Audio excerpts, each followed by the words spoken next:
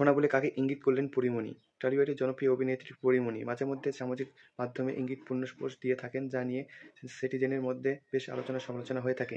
বিভিন্ন বিষয় নিয়ে দুয়ে চার মেলানোর চেষ্টা করেন তিনি। পোস্টে পরীমণি লিখেছেন, আজ এখন যাকে নিয়ে তোমরা সুখ খুঁজে পাচ্ছ, দেখো সে যেন তোমার দুঃখের কারণ না হয়। সোনা অভিনেত্রী ইঙ্গিতপূর্ণ পোস্ট নিয়ে সিটিজেনেরা বেশ আলোচনা সমালোচনা করেছেন। তারা বলেছেন, পরী তার সাবেক স্বামী শরীফুল রাজকে নিয়ে পোস্ট দিয়েছেন। সিটিজেনেরা মনে করেছেন, সোনা বলে পরী মূলত রাজকে উল্লেখ করেন। পরীর পোস্ট শেয়ার দিয়ে এক সিটিজেন লিখেছেন, পরী রাজকে ভুলতে না পেরে তাকে নিয়ে এমন পোস্ট করেছে। আবার অনেক মিশ্র প্রতিক্রিয়া দেখা গিয়েছে। ফারহান নামে আরেকটি সিটিজেন বলেছেন, কষ্ট পেয়ে এভাবে কাউকে বা কেউ রাজকে মিস করার কে আছে, নিজেকে নিজে ভালোবাসুন। গুণীগুণ সিনেমার শুটিংয়ে করতে গিয়ে প্রেমের সম্পর্কে জড়ান পরীমণি ও শরীফুল রাজ। 2021 সালে 17 অক্টোবর বিয়ে করেন তারা। এরপর তাদের কোলজোড়ে আসে ছেলে শাহীম মোহাম্মদ রাজ্য। সম্পর্কে টানাপোড়েনের